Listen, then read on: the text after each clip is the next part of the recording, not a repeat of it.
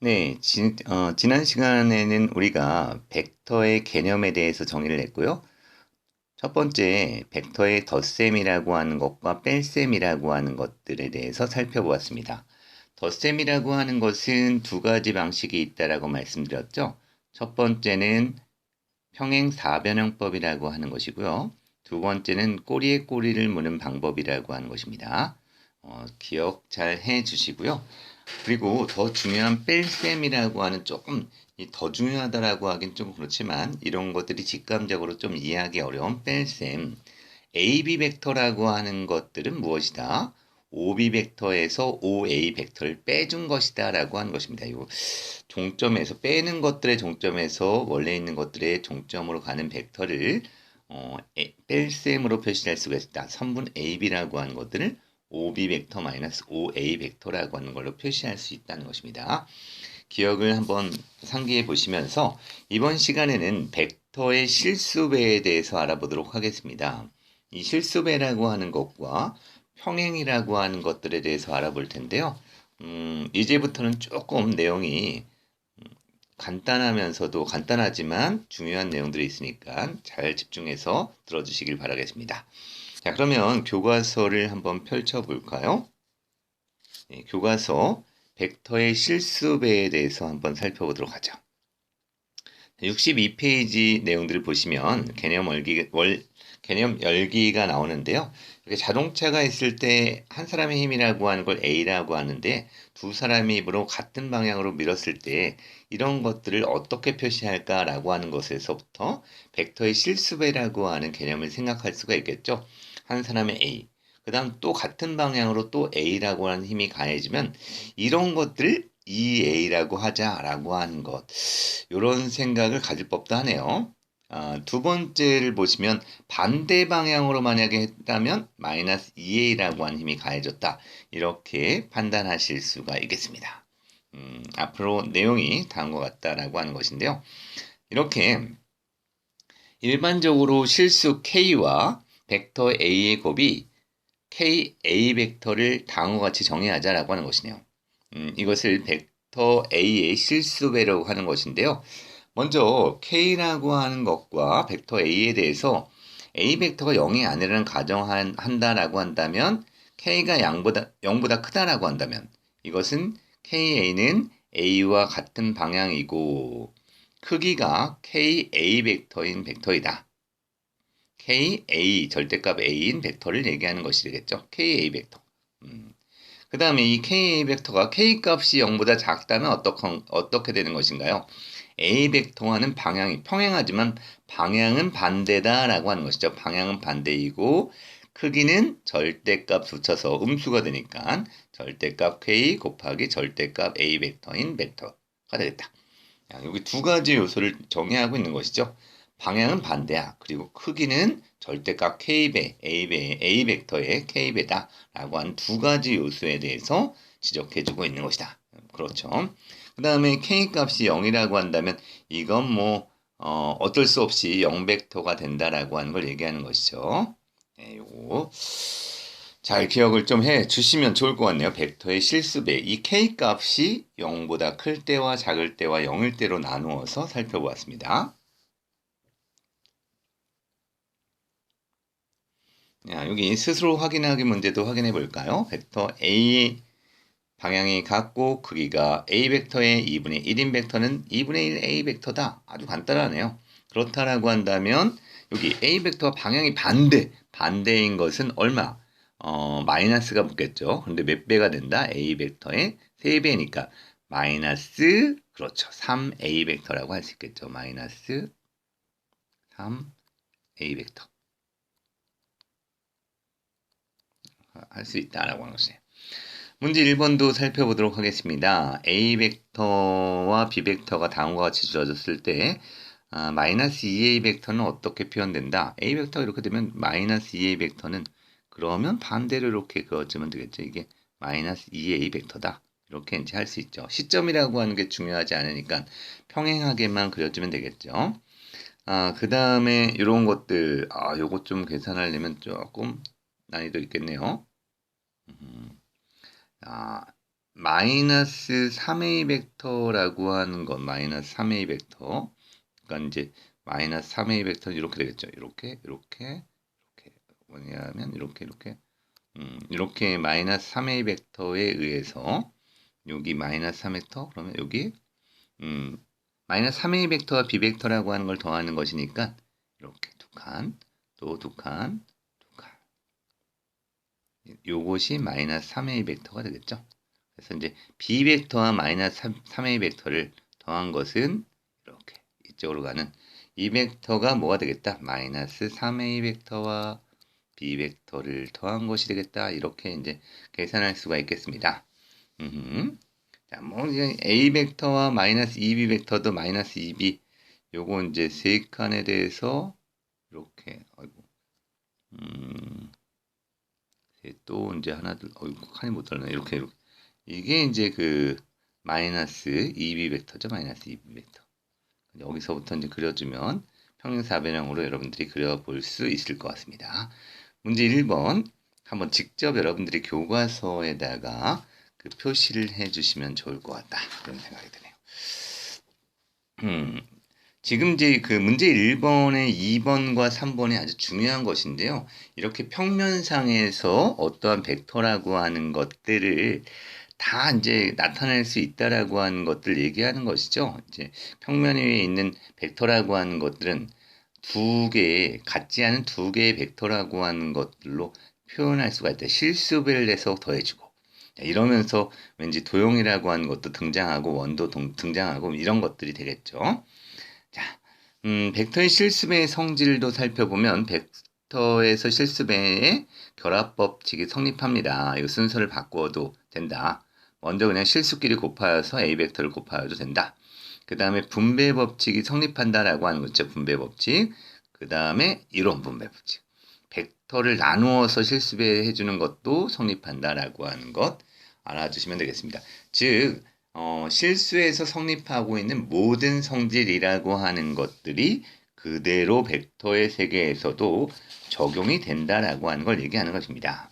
그러면 이 내용들을 가지고 예제 1번을 살펴보도록 하죠. 2 곱하기 3a 벡터 플러스 2b 벡터 마이너스 3 곱하기 2a 벡터 마이너스 b 벡터라고 하는 것인데요. 지금 제가 2 곱하기라고 하는 말을 썼는데 요거는 내적이라고 하는 것과는 구분이 되는 것입니다. 실수를 그냥 곱하는 것이니까요. 앞으로 배울 내적하고는 관계가 없는 것이다. 그러면 어쨌든 이러한 계산은 어떻게 되냐 하면 각각 나누어서 들어갈 수 있다. 그렇죠. 각각 나누어서 들어가면 이것은 6a 벡터 플러스 4b 벡터 이것도 각각 나누어서 들어가면 그렇죠. 그러면 마이너스 6a 플러스 3b 벡터가 돼서 서로 다른 벡터라고 하는 것들 더하는 것들은 쉽지 않습니다. 실제적으로는. 그래서 동류항끼리 묶어준다. A는 A끼리 묶어주고 B는 B끼리 묶어주어서 계산해보니까 A는 사라지고 7개의 B만 남는다라고 하는 걸 알 수가 있겠죠. 아이고. 자, 문제 2번도 풀어주시고 2번과 3번을 한번 풀어주시죠. 2번과 3번을 풀어주시면 좋을 것 같은데요. 2번, 3번. 시간을 드릴 테니까 한번 풀어주십시오. 2번. 요거는 뭐 답만 확인해 보도록 하겠습니다. 야, 요거. 자, 쭉 한번 풀어보시면 2번. 답이 그렇죠. 두 개의 벡터와 마이너스 10개의 비벡터라고 표현할 수 있겠죠. 마찬가지로 여기는 A 벡터가 몇 개 있나요? 2번은 마이너스 A개가 있고 그 다음에 B는 9개의 비벡터가 있다. 이 정도는 계산할 수 있겠죠. 자, 이렇게 뭐 초등학교의 덧셈 뺄셈의 문제에 해당되는 문제네요. 이거 문제 2번. 문제 3번도 풀어보도록 하겠습니다. 이거 시험 문제가 되겠습니다. 자, 지금 x 벡터를 ab 벡터로 나타내라 라고 했으니까요. 이것도 당연히 2x 벡터는 이항했을 때 이항할 수가 있는 것입니다. 2 벡터 플러스 4b 벡터라고 할 수 있고요. 그래서 2분의 1을 좌우 양변에 곱해줌으로써 x 벡터가 나오는데요. a 벡터 플러스 2b 벡터다 라고 쓸 수가 있다라고 하는 것입니다. 2번도 3x 벡터 에서 2x 벡터를 이항하면 되겠죠. 2x 벡터를 이항해서 정리하면 x 벡터만 남겠죠. 그 다음에 이쪽에서는 마이너스 2a 벡터. 그 다음 b는 8개가 나오죠. 8개의 b 벡터가 나온다. 그래서 x 벡터는 얼마가 되나요? 마이너스 2a 벡터 플러스 8b 벡터가 된다. 요 정도 뭐 몸풀이로 이제 계산해 주시면 되겠습니다. 이거. 자.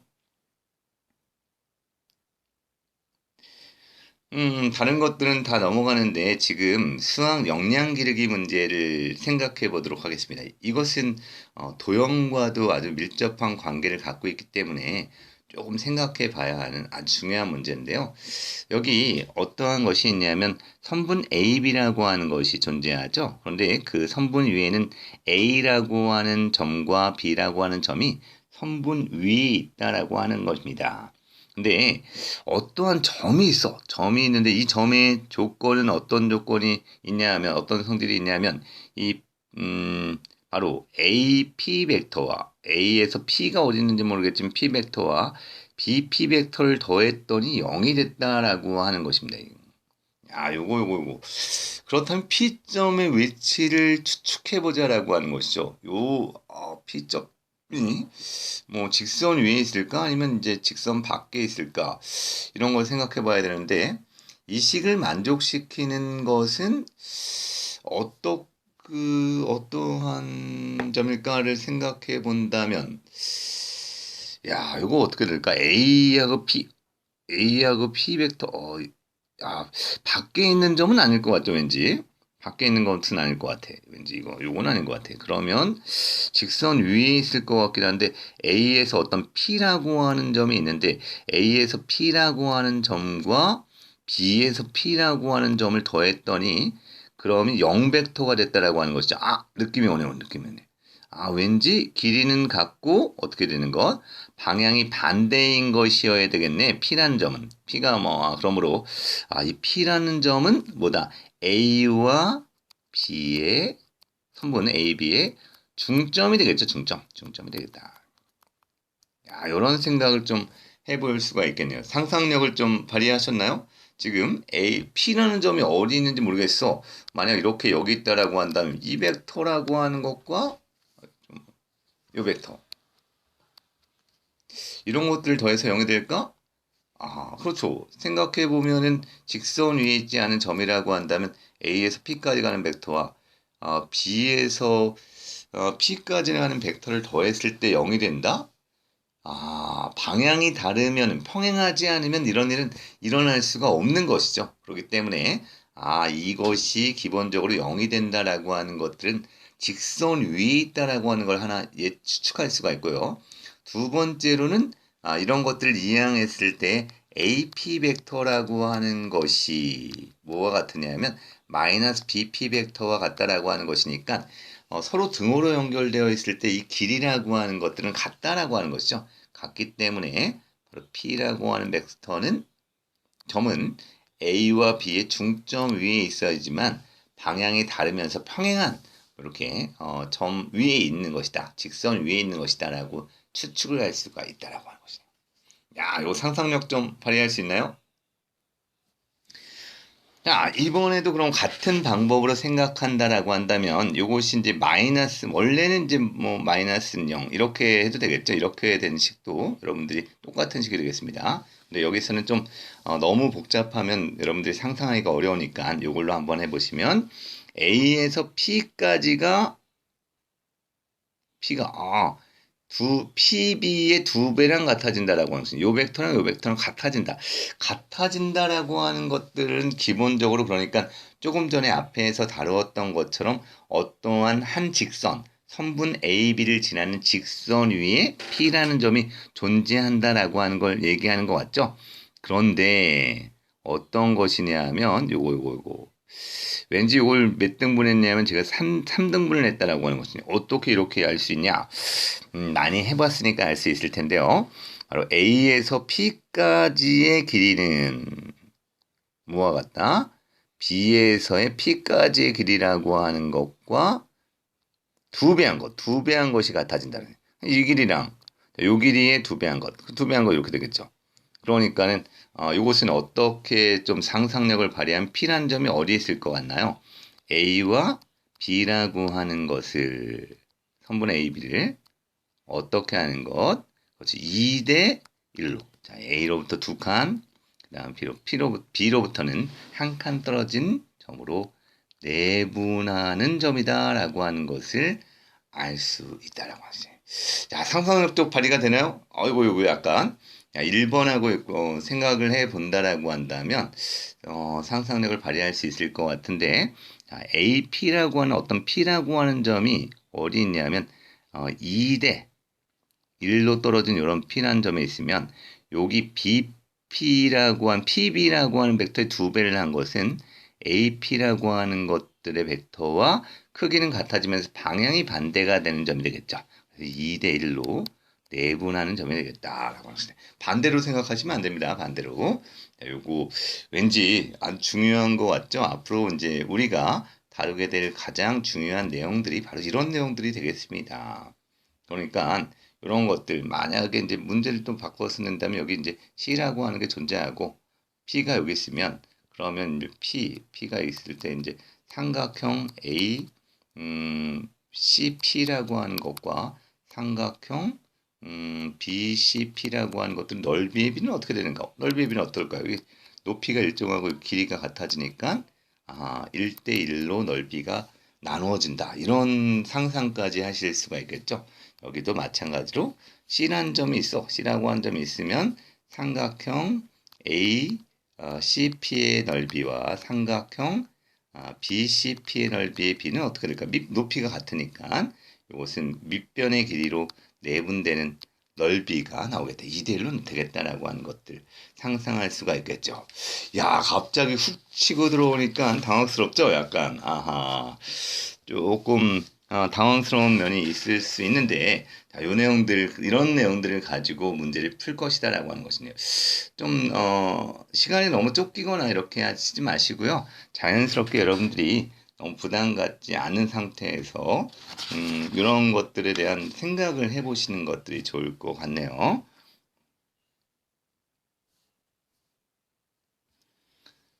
자, 여기 우선은 여기까지 하고 나서, 자, 이거 문제 4번도 살펴볼까요? 문제 4번. 자, 앞으로 이제 우리가 배워야 할 것들이, 이제는 이제 벡터라고 하는 것들을 시작하면서 새로운 것들도 좀 하게 되는구나, 이런 것들을 좀 생각하게 될 것입니다.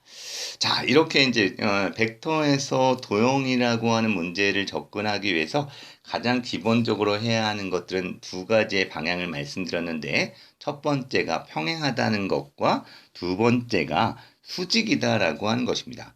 평행하다라고 하는 것들에 대해서는 다시 한번 살펴보도록 할까요? 평행이라고 하는 두 벡터가 평행하다라고 하는 것들은 이렇게 A 벡터와 B 벡터가 평행하다라고 얘기하는데요. 이 필요 충분 조건 A 벡터와 B 벡터가 평행하다는 것들의 동치인 같은 말 필요 충분 조건은 어떤 말이 될까요? A 벡터와 B 벡터가 평행하면 맞습니다. 바로 A 벡터랑 B 벡터는 실수배하면 B 벡터가 된다라고 하는 말이 동치인 명제 같은 말이다라고 하는 것이네요. 자, A 벡터와 B 벡터가 평행이야. 자, A 벡터와 그렇죠. 2B 벡터가 평행하다는 거 알고 있죠? 2A 죄송합니다. 바로 A 벡터와 평행하다라고 하는 것들은 A 벡터라고 하는 것과 2A 벡터라고 하는 것들이 평행하다는 걸 알 수 있다라고 하시네. 이것을 B 벡터라고 놓는다면 이걸 B 벡터로 놔봐. 자, 그렇다면은 어떻게 될까요? A 벡터랑 B 벡터라고 하는 것들은 같아지죠. 어떻게 해야지만 2배하면 B 벡터가 같아진다. 이렇게 해서 평행이라고 하는 것들을 생각할 수가 있겠다라고 하는 것이네요. 자, 평행에 관한 문제들 좀 생각을 해보고 이번 시간은 여기까지 하도록 하겠습니다.